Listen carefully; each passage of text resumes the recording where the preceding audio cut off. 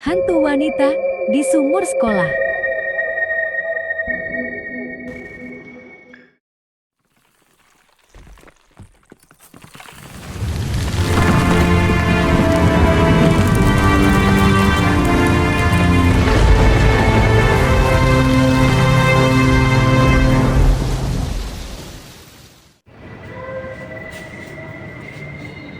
Assalamualaikum warahmatullahi wabarakatuh. Sahabat cerita Misteri Satria, bertemu kembali di episode hari ini adalah episode ke-43.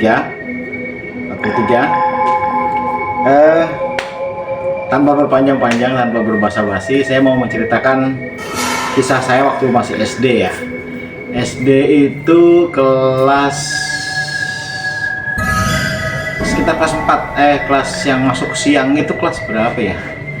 Kelas 3 atau kelas 4 ya, kelas 3 atau kelas 4 tuh masih masuk siang. Jadi ada yang masuk pagi, ada yang masuk siang, jadi digilir ya. Nah, pada saat itu tiba gilirannya kelas saya nih, kelas 4A itu sebagai gambaran bahwa saya bersekolah di SD negeri. SD negeri di jalan di Depok Jaya, di Jalan Semangka.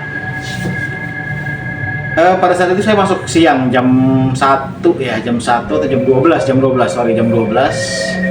Nah, saya tuh zaman SD tuh satu pertama cengeng, kedua penakut banget. Nah,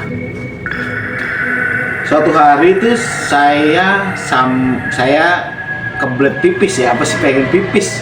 Rasa pipisnya tuh udah gak keruan dah. Nah, dulu tuh zaman saya SD itu belum ada pompa listrik, masih jarang lah ya. Dulu tuh pakai timba, sumur timba.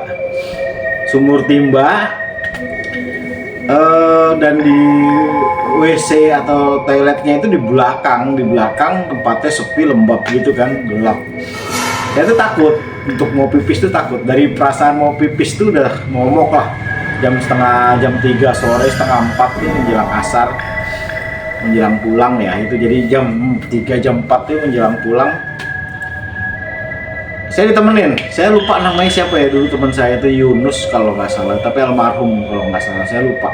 Orang daerah situ juga, Arkamsila, anak-anak kampung sini daerah situ. Terus kita pipis dan bareng nih, saya minta temenin tuh, kita kencing di belakang. Saya mau manas-manasin sambil sebenarnya takut banget. Dan memang kejadian juga akhirnya kan. Pada saat itu kebetulan hujan ya, musim hujan di bulan September atau Oktober gitu, saya lupa. Cuman yang jelas pada musim hujan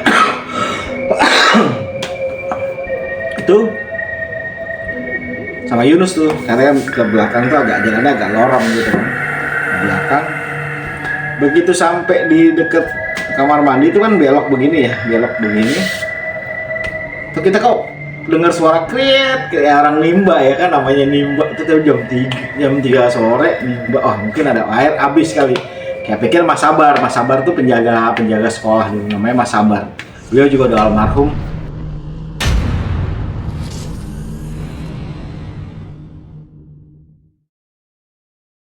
Namanya Mas Sabar. Beliau juga udah almarhum. Nimba, kayak suara orang nimba, kriet gitu kan, ditarik kayak air ditarik gitu. Saya sama si Yunus mendekati lah kan, karena kita mau kamar mandi, maksudnya kan kita kalau mau masuk kamar mandi itu emang harus ngambil air kan. Begitu kita deket ke kan, dari kan ini kamar mandi ada 2 pintu ya, laki-laki dan perempuan gitu ya. Terus kemudian ada tempat sumur, sampingnya itu sumurnya tertutup dinding, jadi kita nggak ngelihat siapa yang nimba waktu itu. Begitu kita nyamping, ada perempuan, saya tuh merinding tuh habis sekali. Merinding itu perempuan, baju putih, kumal, kotor gitu. Tiba-tiba bukannya itu cuma ngelihat ke kita gitu, terus tiba-tiba nyemplung ke dalam sumur. Wah, kan kita teriakan, wah gitu kan, ada yang masuk ke sumur, takut kan kita. Kita nggak berpikir bahwa itu hantu ya, jadi kita berpikir kayak ada orang berpakaian putih, rambut agak out-outan gitu.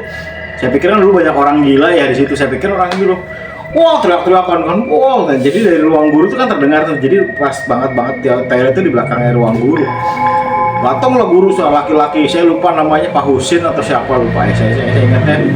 Saya karena yang melekat di kepala saya guru laki-laki itu cuma Pak Husin, Pak Wandi, dan Pak Tisna. Saya nggak salah sih Pak Husin atau Pak Tisna ya, karena dia guru-guru yang paling aktif kalau jagain anak-anaknya.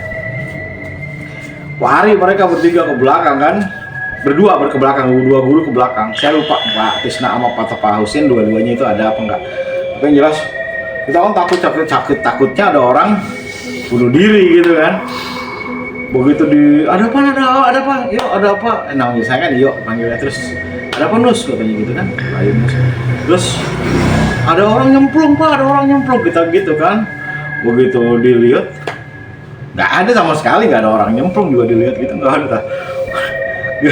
Wow, kamu nggak ada gitu kan, jadi gitu ya. Tapi cerita itu bukan hanya kita alami, jadi akhirnya guru-guru juga akhirnya mencari tahu lah ya apa. Jadi ternyata memang daerah itu daerah yang dulu kan masih Depok itu masih banyak kebun-kebun dan banyak orang bunuh diri dan lain-lain, kita nggak tahu ya. Cuman yang jelas bayangan saya waktu itu sama Yunus itu dia melihat makhluk itu, sama-sama melihat. Dan saya pikir sama Yunus juga berpikir bahwa orang itu bunuh diri, pakaiannya lusuh dan rambutnya perempuan, rambutnya agak ya rambut panjang kayak saya, cuman dia lebih kusut lagi, lebih kayak gitu. Cuman matanya juga nggak serem, jadi kayak orang biasa aja.